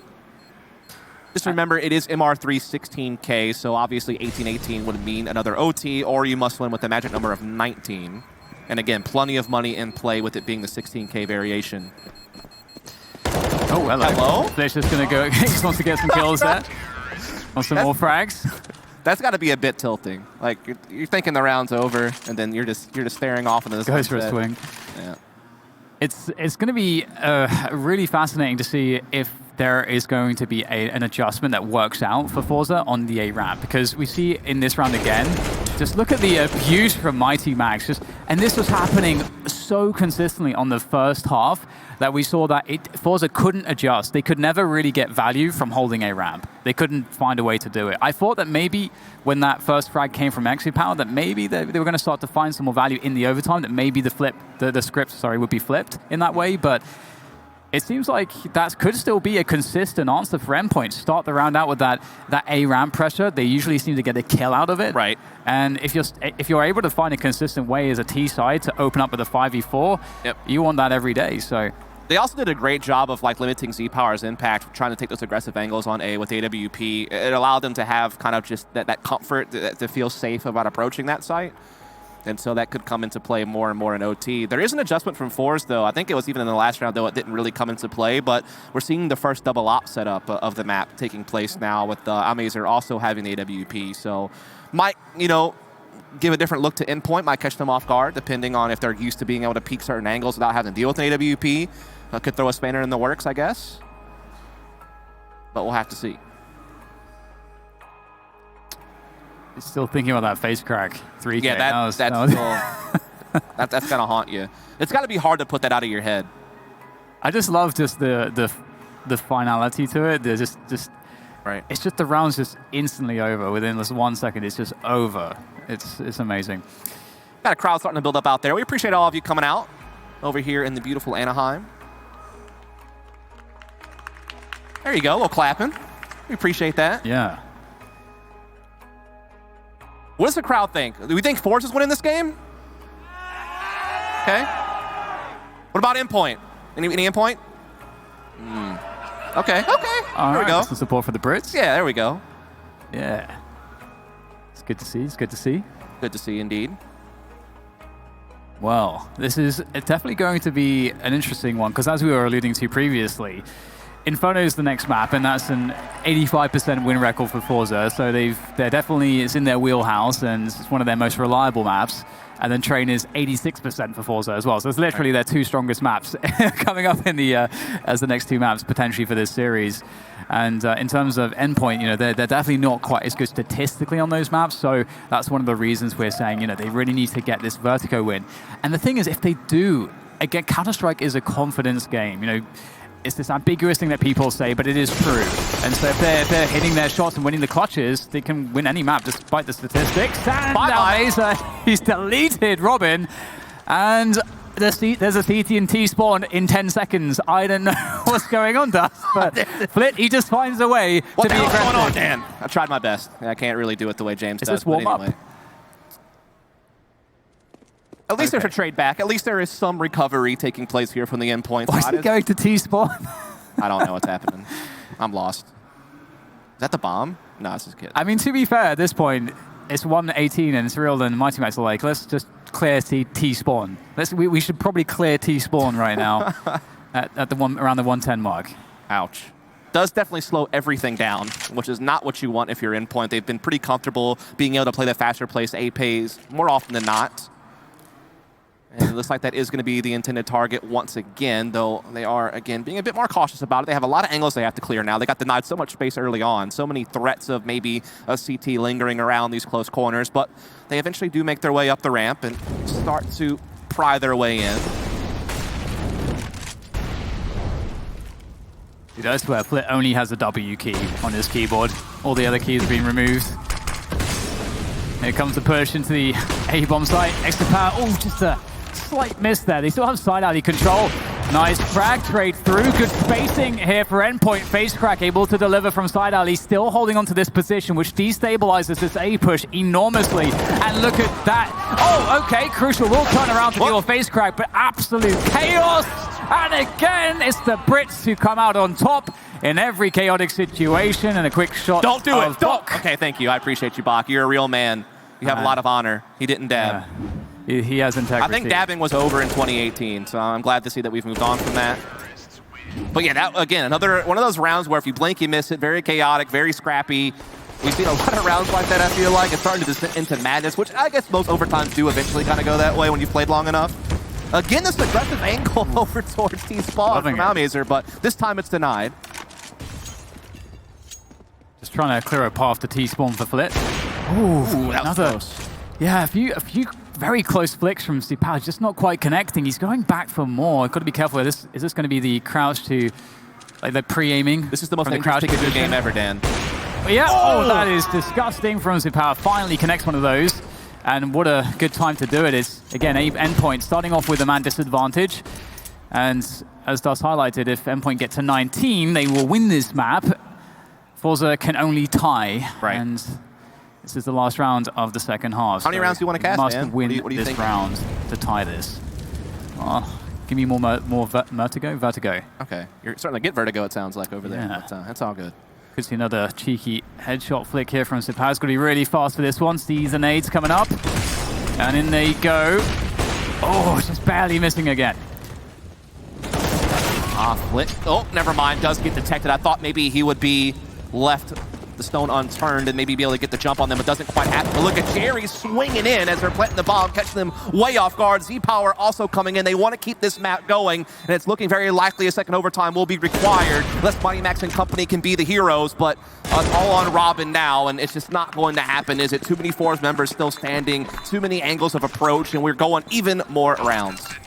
Overtime secured, another one, and I honestly don't know which way this one's going to go. At this point, coming out of this first overtime dust, to me, it feels like forZe have recollected themselves. I think that face crack round, that really gave them some confidence moving forwards, and right now it feels like they have a better grip of this game, which I think, for me, at the beginning of the last overtime, I would have said Endpoint were looking a little bit better. Yeah, it's hard to call like who really has momentum in this moment.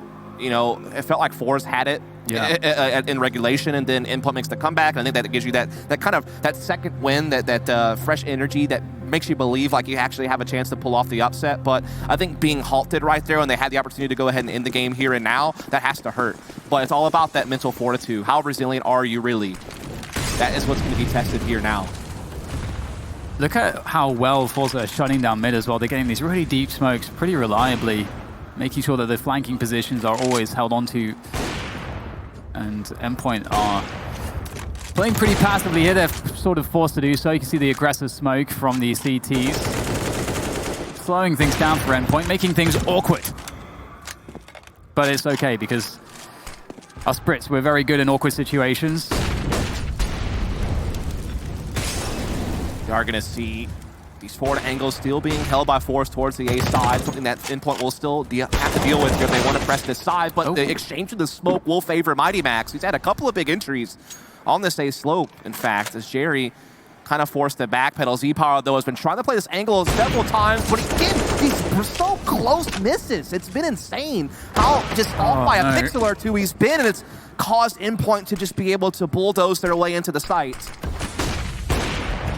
Yeah, Sipao keeps getting abused by the same setups. And so the quick trades will come through to end the round in favor of Endpoint. But yeah, Sipao, he's been caught by that boost from Mighty Max so many times. He's also tried to play that forward angle so many times, and he's always like a pixel away from getting the kill he needs.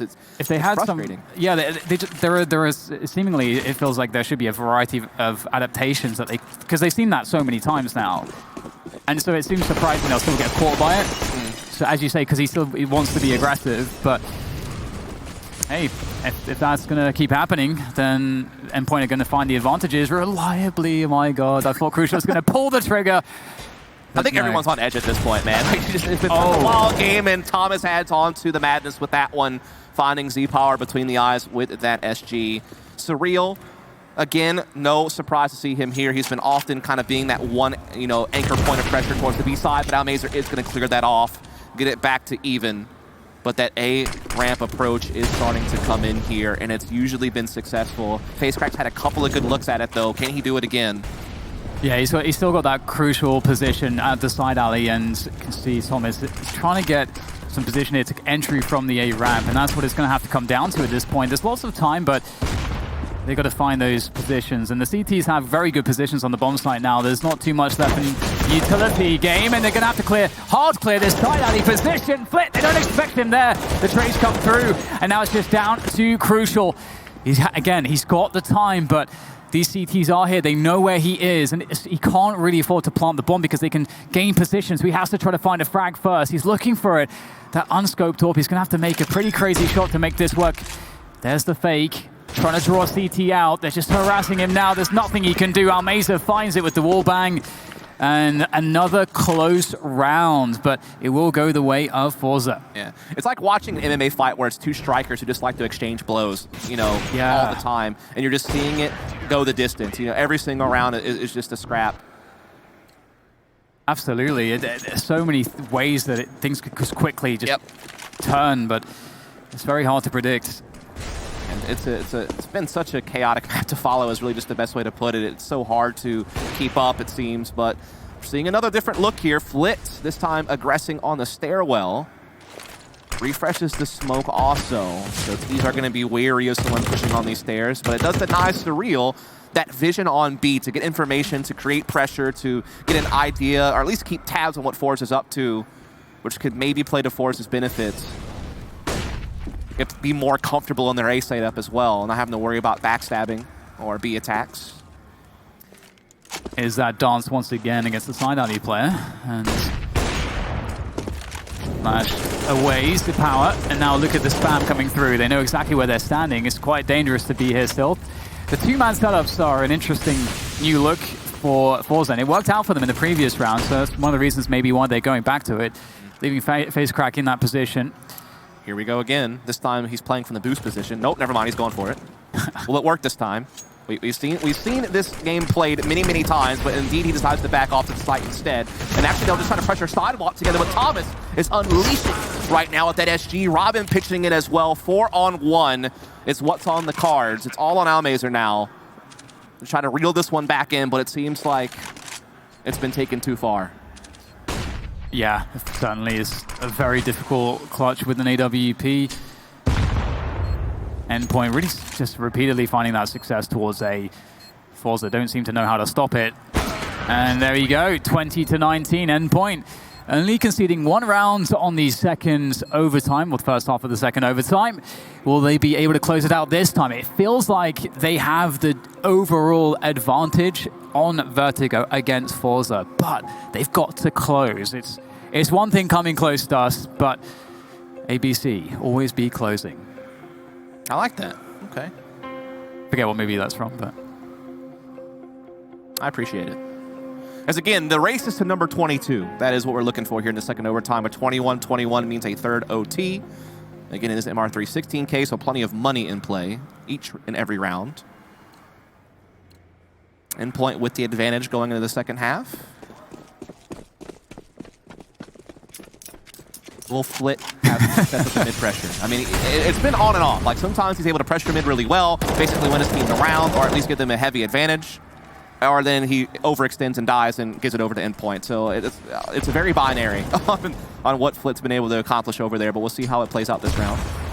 Yeah, he's definitely quite the X factor in how unpredictable his aggressions can be. He just does some really crazy stuff, and that can be a huge asset in situations like this. But the creep is present for forZe as they make their way up the A ramp behind the top.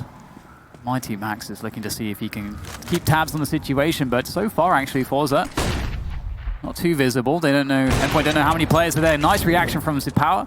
Right gun for that job. The quick peek for Thomas does not work out for him, but he gets a little bit of information, but he only saw one player. And didn't give him much intel, and he lost his life, so it's not the greatest of exchanges. Jerry here still pressuring towards B. Actually is the bomb carrier. I believe the bomb's actually at least nearby him, so still not really sure what forZe to do. They're doing a great job pressuring both sides of the map. This kind of split push type of technique is definitely keeping Endpoint guessing. It is making the most of the advantage. Flit has been able to get some forward positioning in his own right over towards middle as well, so they have so much control of the map. It's going to be so hard for Endpoint to fight back. They're really not going to be able to rotate. It's all on Surreal. He is so isolated at B. There's no support system in place. It's going to be so tough, and there it is. Flit cutting off rotates already. Surreal still standing on the B side, but again, he's all by his lonesome. Doesn't last for very long, and it seems like this is forZe's round. Yeah, it's looking like they've really finished this one off nicely. Flit looking for the aggressions, as always, but he'll get taken out. Moneymax here, just about getting some kills, having some fun. At this point, there's not too much he can do. The trade has been set up quite nicely, and indeed the close of the round. Okay, so it's really just kind of going blow for blow here. Like you said, it's just, you know, it's like a Rocky movie at the moment. Yeah. Each team giving the beats just on cue. And right now it's once again, you know, forZe are looking like they're looking quite good. Yeah. But is this where it turns around again? They're like a boa constrictor that last round. They're so good at clamping down on key areas of the map and just really isolating one particular player and dealing with him and unlocking the bomb site off the back of it and getting another round and tying us back up. Win 2 more, and they will be moving on to 1-0 advantage in the series, but Crucial has something to say about it. He wants to keep his team in the race. He's found the headshot there on the Almazer. No response here from forZe. No one's really in position to try to do much about that. Z-Power, though, looking for something.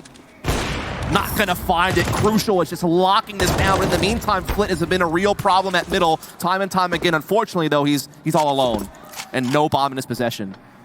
Absolutely. It's not a good look, is it? And you'll get flanked.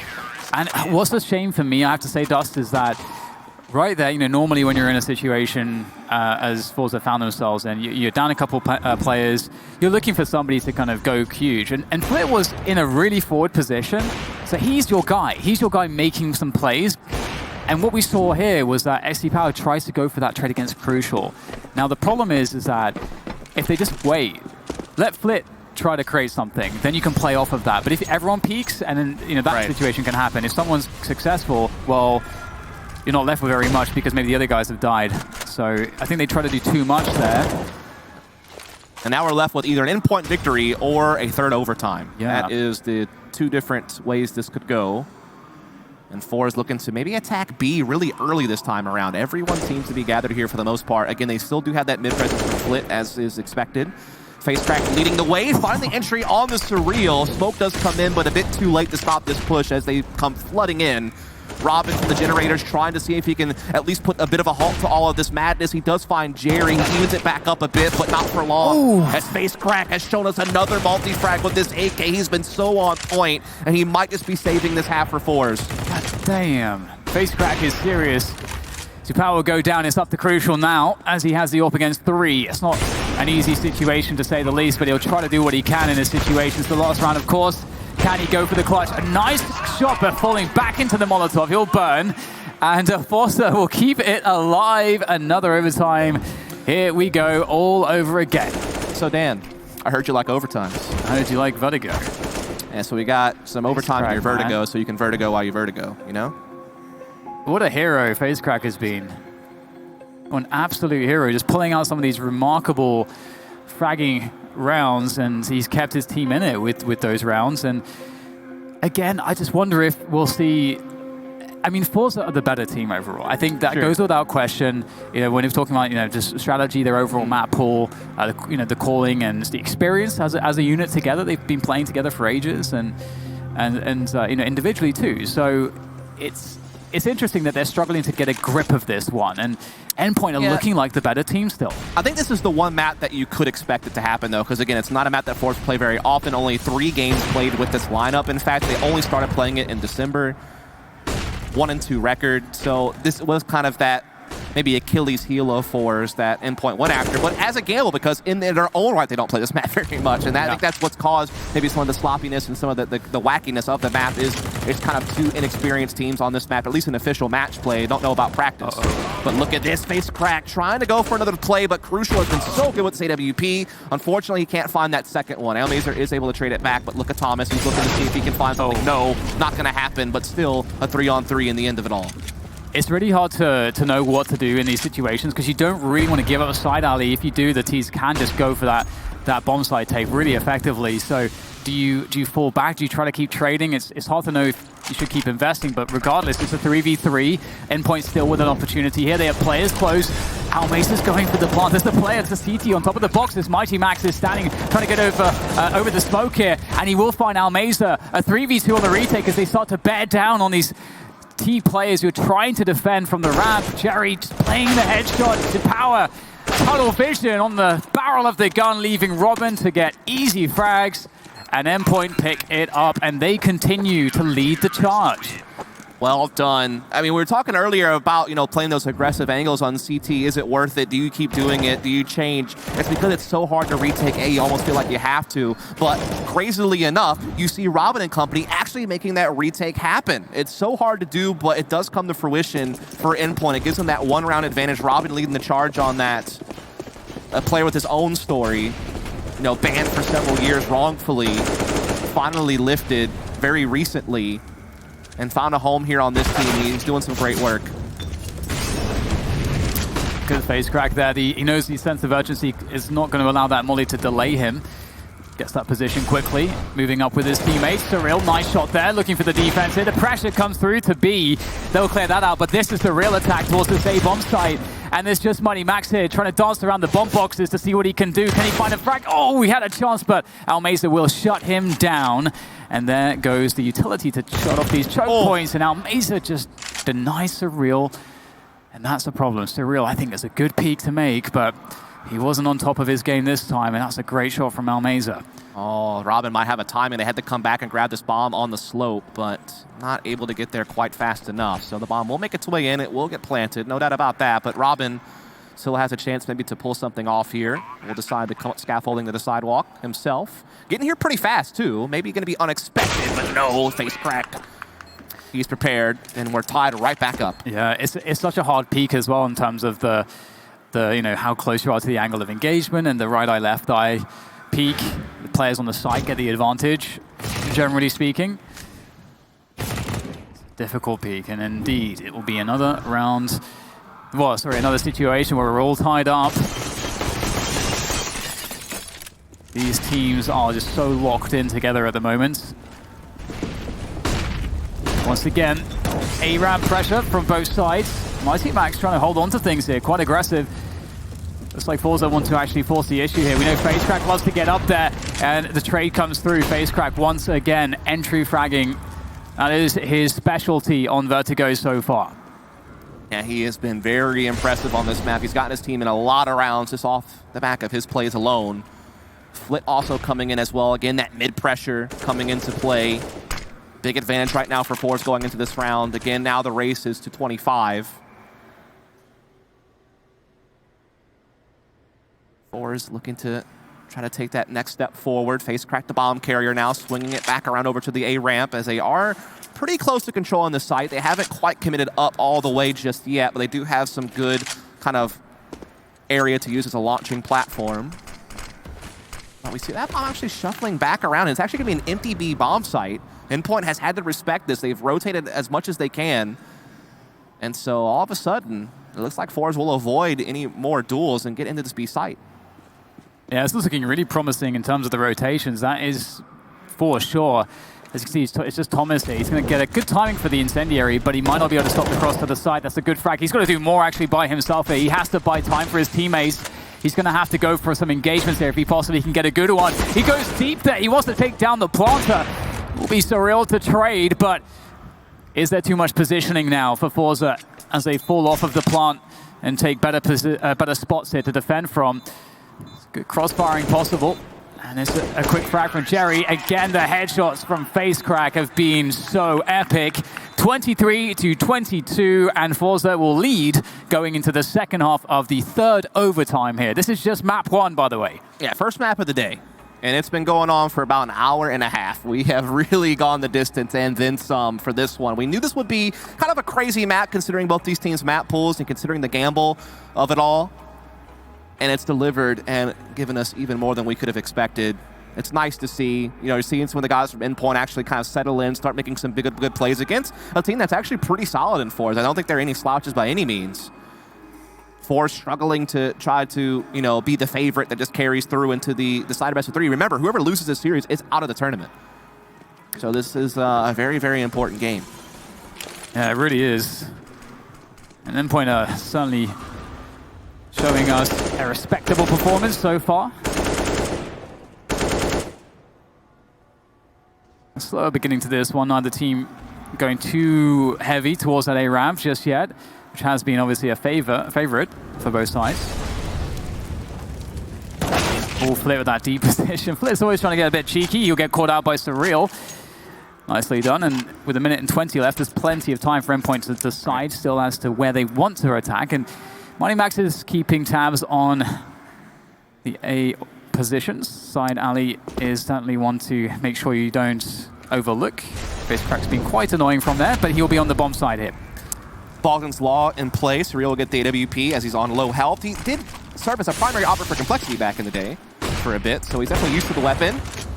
Amazer, though, also used to the op in his own right. Gonna find Thomas there on the sidewalk. Even things back up as the push is gonna start making its way up the slope. Mighty Max leading the charge as he's done so often. And he's been successful, but Almazer is still the thorn in their side on this sidewalk position. They have not been able to clear him out until just now, but it's come at a huge cost. A 2-on-2 is ensuing now. A fake plant trying to draw someone, and it did its job. Z-Power taken off the board, but Jerry pushing through, finds a kill, and gets the finish. It's now map point for forZe. Oh, that's so huge. What a clutch. Oh my God, Jerry, he's done it. He has not actually been too present in some of these fights, I've got to say, Dust, but that is a good one to turn up in. Oh my God, it's so close. That transfer almost did it, but he'll finish it off. Very nice indeed. And now there's a lot of pressure on Endpoint. They are in trouble. Amazer a bit more passive towards middle. We've seen him get quite aggressive in some of the previous rounds there with him and Flit trying to go for those pushes. Endpoint going back to basics, back to what has been working. Some of this pressure to all but Z-Power. He's appeared on side alley. He doesn't get the pick though. At least it doesn't come at a cost, right? No harm, no foul. Able to back away, still has 100 HP. Has at least maybe slowed down Endpoint, forced him to respect some different positions. Actually now both ops from forZe are at A. 4 players here. This is a very stacked defense towards this side of the map. We'll have to see if it winds up having the conclusion that they were hoping for, as there is a chance Endpoint will still backtrack because the bomb was actually left behind over towards middle, and Surreal, as always, still holding position on the opposite side of the map, and now Crucial actually has a pick to his name. It's going to reinforce his defense staying put at A, which could leave B vulnerable, but as I say that bomb is now shuffling back over to the side of the map, so at least forZe is in the right place. And forZe have struggled on those A retakes, so this could be a really good way to finish the round. Try to secure it. forZe, Almazer's boosted up. He's looking for that pick as they move up the A ramp. Oh no, it's a leg shot and he gets traded. That is heartbreaking for him, but maybe his teammates can somehow salvage this situation. If they can get a cheeky kill through the smoke, that would help. And that's going to be a good start for Jerry. Takes down Crucial. Of course, Robin is still very weak. They've got plenty of cash, so they can definitely try to force the issue here and go for this one. Damage coming through the wall there will perhaps make them a bit afraid of pushing that position. Trying to wrap around the side alley now. Jerry with another frag. Jerry really coming through here for forZe, pushing forward. Another frag, slowly but surely they're making it work. Jerry now against two. He's defusing. Oh, they just find it in time. And Jerry, he can't get it done this time. I think that in all the chaos, they didn't even realize that someone had gotten onto the bomb. I mean, you can obviously hear it, but they didn't because of all the gunfire and trading, and just he almost weaseled his way through on that, but not quite. He does get picked off a good bit before he was able to complete it, and now it comes down to this round. It's either forZe winning in triple OT, or maybe we win a fourth overtime, Dan. I don't know what you're feeling, but you know, we're out here. See that aggressive PK in from Amazer. We haven't seen that for a little bit. and it's not going to find too much. Endpoint are aware of these pushes now. I think both teams getting quite used to one another. Yeah. It's the same old dance over here on the A ramp, it seems. Seen it so often with varying conclusions. Again, it's been a hard game to like really break down because I feel like most of the rounds have just been like a descent into madness. And all the kicking and screaming happens, and when the dust settles, you have like a 2-on-2, and it's been a very tight race. There's no doubt about that. I think there's a lot of stuff, especially for forZe, to figure out on the fly. I feel like, which is less about having maybe an amazing game plan or preparation against their opponents, but obviously, as you said, Vertigo is a pretty new map for forZe, so there is still quite a lot of holes in terms of their game plan and how they play this map, but it might still be enough here against Endpoint. They are now going to have to be defending this A bomb site again. It feels like Endpoint are committed to this because this is where they found the most success. It does seem to be the case. We certainly can't blame them for that. Z-Power has been really thwarted more often than not with this AWP at the A site. Will it happen once more? Can he finally connect? He does get one and is able to get away. And he's going to re-aggress the angle. Also hold that position, hold that line of information. surreal, though, blindsides him. No one able to prevent that. And the bomb will start making its way into the plant zone. And there it goes down. Jerry, though, quick to respond. Gets it back into a 4 versus 3, so still forZe do hold the advantage as they continue to try to press forward onto this A site. This is so tense because you can't push too quickly. You got to wait out the smokes. As a CT, you've got to throw the right utility. The right players have to be covering the right spots as you all move forward together. And here they go, Mighty Max behind the fence, looking to see if he can get a surprise for the CTs. And he's not even going to have to do too much here. All of his teammates are defending very well indeed. Another overtime here on Vertigo. It just won't finish. Ironically, Endpoint are called Endpoint, but there is no end in sight on Vertigo, it would appear, as we're locked into this until our dying days dust. In theory, Dan, this game could last forever. There is no actual real ending point to a game of Counter-Strike. Overtimes literally could last into infinity until someone actually wins. There's no after 10 overtimes, we do something special. No, it's literally we just play Counter-Strike until the game's over. And so, there is a world, there's an alternate universe, if you believe in that sort of thing, where we're still casting this game 10 years, or something like that. So, I mean, just so you know. And again, in overtime, you start seeing crazy things happen. Like, that's the first time that fence position got used this entire game. So it's like so many things you have to account for based on what you've seen all game long, and then you have to worry about the randomness. And there's another random thing, a push, but crucial, kind of weary of it, is going to be able to stop it. I mean, there's the adaptation, we're talking about, because Almazy's gone for that aggressive swing so many times. Oh my god, he's going to catch one. I was wondering about that. Tries to pick up the gun. And unfortunately, the problem is that Flit really wanted to capitalize on at least, okay, his teammates died and died for the position that he could have to flank. And so that's what he's really gambling on. But you can see Endpoint were fairly aware of it, aware enough that they had a trade in place, which means it's now a 4v3 in favor of the T side, which is very favorable, very advantageous. It's a difficult situation for forZe. They're going to need something pretty ridiculous to save this. Somebody's got to really over-deliver, and it has to be this guy, I would imagine. Z-Power with the AWP, but at the same time, Endpoint being really good at pinching his position.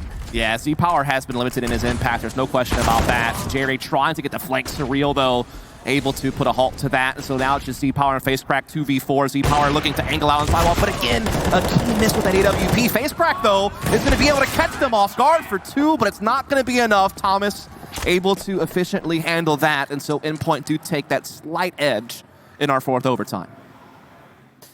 Wow. FaceCrack, if he's on your fantasy team on HLTV, I hope you have the multi-frag booster on him. He's getting a lot of multi-kills. Yep. No doubt about that. Good on those spray downs. He is on 40 kills, so some might say he's cracking some faces then. He is, and so is Thomas, also on 40 kills. Yep. Z-Power going for that aggressive play, just spotting ahead just for a moment, just for a split second.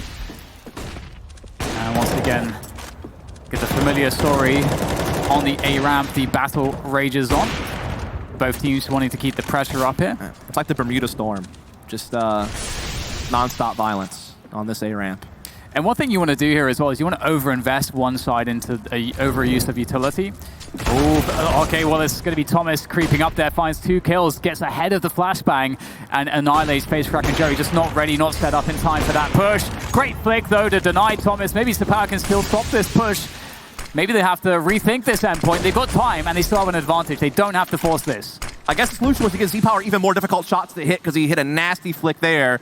But now he's having to hold this angle. He doesn't get away, gets blinded. Almazer now missing a key shot as well. Robin with a couple of big entries. Endpoint able to get this bomb planted, and Flit not really much hope in this world of doing anything about this. It feels like there's a genuinely... Well, it feels like Sepower is genuinely uncomfortable towards A in a lot of these spots with the orb. Like he's taking a lot of like one and done spots, and it seems like it's quite difficult for forZe to find quarters, value. Right? Yeah, it's once you lose that A ramp, that deep A ramp position, it's very, very hard because then the smokes come in, and then there is no angle for you to use. Yeah. So it is very awkward. Like, there's different kinds of operas, right? Like, there's some operas who thrive in close range situations. Like, I think of Voxic whenever I think of that. Or, like, maybe Fallen in his prime in, like, 2016. Or maybe even Poison, I feel, is starting to show that a bit on complexity, where when you box them in and their back's against the wall, they somehow pull off, like, more kills than you expect. Like, maybe it should be one and done, or they should just miss and get traded. And Z-Power just feels like it is not feeling comfortable doing that sort of thing. And this is a map that forces those close range hopping opportunities. It doesn't really give you many chances to take distance duels unless you're, playing Heaven or something like that, and guarding A that way, or maybe, op shots down A slope is a reasonable range, but everything else is really close quarters, and it's definitely come to haunt him. And he's also just had a quiet tournament in general. He looked a little bit off yesterday against North. Yeah, it's certainly difficult. I mean, this is the starting position we'll see, and then he'll just play behind the wood afterwards, most likely, falling back a little bit. But the pinches from Endpoint have been really good, so they kind of sandwich the side alley players effectively if they can't outright kill them before that point. So yeah, I mean, it's the credit to Endpoint to put forZe in such difficult positions. Endpoint have been playing it well towards the A side of the map. But speaking of the A side of the map, it will be devoid of T players for now. Endpoint will rotate their efforts towards the B bomb site, where they've had slightly less success, but still definitely they have gotten many a plant. Oh, they're going back to 8. They are trying to give forZe the old runaround, and it might just be working because they are rotating to the B-bomb site. They've caught a great timing window, it seems like, as they start coming up A slope. There is Jerry here defending very passively. Z-Power had to come check middle really quickly, and he could shuffle back, though, before the hit comes in, but the smokes may block his vision is the real problem. And here does come all the utility of Endpoint. Molly's nades aplenty as they barrel their way in, but Z-Power has somehow found a sliver to peek through, and he finds that opening kill onto Robin. That's going to slow everything down. It allows that rotation to come right back in. Thomas, though, has been so key with this SG, finds a couple of big kills to get them the edge back, and Mighty Max now coming in also. It's another scrap. Yeah, this is starting to look very difficult for forZe. Really well played again from Endpoint in this round. What a fake. And they're looking to close things off here. It's just down to Surreal against Almazer. Almazer on 5 points of health. A single bullet will do it for Surreal as he dances around the sandbags here. That bomb planted right in the open. It's perfect. It couldn't be more ideal for Surreal as the creep comes through with the orb, and Almazer with the gun for the job. That is beautiful. That's one of the only ways I think he can win the round, and that's exactly what he's done. That is so smart. What a play that is. And it was looking for a while there like Endpoint were going to be the first team to get a 3-0 shutout in a half in this overtime. I feel like every half's been like a 2-1. Again, very back and forth, very close, but it seemed like they might finally get some dominance going, but to no avail. Flit and company making this retake work. It was a very labored and long, intense 1v1, but Almazer does come out on top in the end, and it keeps the game close. 1 round separating. Again, the new goal is to try to hit, what, 29? Starting to, it's always dangerous as a commentator doing math on the fly. Yeah. But, yeah. Dude, Almazer's no, a baller, 28, man. isn't it? Just yeah, 28, sorry. Picking up the AWP, knowing that that's that he has such low HP, that's the only way he can win the round. It's just, what a baller. Yeah. He's balling out of control. Crucial doing his best Almazer impression. We saw Almazer love this peak. Yep. On the CT side, but Crucial will not find anything. Flitz. He just wants to press that W button, man. That's all he wants in life. I want to press W. I'm going to W through this smoke. Oh, almost caught Robin changing weapons, but Robin does indeed recover in the end, gets the kill. Getting them ever closer to 27, but Almazer Able to finally clear Robin out of that position, gets them back into a 3-on-4, which is still not ideal, but still winnable, I think is key as they start pressuring their way into middle. I like this movement up the ladder, kind of that initial A pressure. You get the option to go up the ladder with the trade and go for a B split potentially. Crucial is going to he's going to miss the shot and be forced back. The smoke, well, the flashbang's there, and Jerry's crept position in towards the B bomb site. So definitely a huge B attack is now coming on the cards. Surreal able to take down Jerry. Better angle, better weapon for the job. And this is a problem now for forZe. They're kind of stuck here. Looking to see if there's an overcommitment to power. But there's so many sound cues here. The flashbang not good enough, and Surreal will punish them. Beautiful finish from Surreal. All 3 kills, no problem at all. So 2 map points now for Endpoint to get this thing done here in the 4th overtime. forZe has to win out to force that second OT. Or not second OT, it'd be 5th OT. Nice. Here we are. So many rounds. All the rounds. Every round.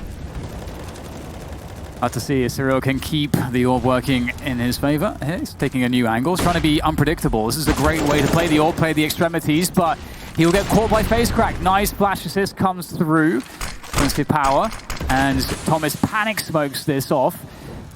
And that's a huge problem, because with that smoke, he's going to deny himself a lot of vision. That's the cost. And the T's can creep up, or they could be rotating. You just don't quite know. Does at least slow them down a bit, though. And actually, Thomas has never really played this close angle before, so that maybe that's going to catch forZe off guard. And indeed, we do see the exchange take place here through that initial choke point of the site. Z-Power with AWP getting the most recent frag. Almays are trying to push generators, but is going to get busted. Flit at least able to respond to get this bomb plant. So 3-on-2 for trying to stay alive in this map here and now. But that's a big kill from Crucial. A chance to finish off the map. It's going to be all on Crucial to do it now, though. Misses the shot. forZe do just hang on. They're looking to force the 5th overtime. They need one more round to do it. And I feel like it is destined at this point. I don't know who I want to win either. I just don't know, what to root for here. I just want someone to win, Dan. I could root for more Counter-Strike. Yeah. On Vertigo. Sure. Okay, so this crazy battle continues. Endpoint, Money Max in position with that M4. He likes that corner. Oh, he gets caught out, though. That's not a good timing for him. Face Crack always seems to find these entries. He is so quickly in a forward position. Oh, I don't know how he gets another one out of that. He was so weak. Thomas with a double with the HE headshot combination. And now it's back to a 3v3. Absolute madness. Flit, though, again, wants to press that forward button, wants to just attack, and he will get shut down by Thomas as well. What a round from Thomas. 3 kills and not a lick of damage in return. Yeah, he has been so impactful on this game for Endpoint. He has been the man they have needed, and he's been called to action, and he's delivered almost every single time. And he could end it in style with an ace to finally win the map. He's on to 4. He's just got to find Jerry. Jerry creeping up the A ramp, trying to see if he can salvage this round and get another overtime out of all of this. He spots one towards heaven, unable to land the mark, though. Amali just trying to flush Thomas out of position. It's not going to happen. The Extinguish comes into play. It's real with the AWP, and finally, we decided to victor on Vertigo. It took a long time to do it, but Endpoint, they take the 1-0 advantage in this series, and it's very important. Elimination best of 3.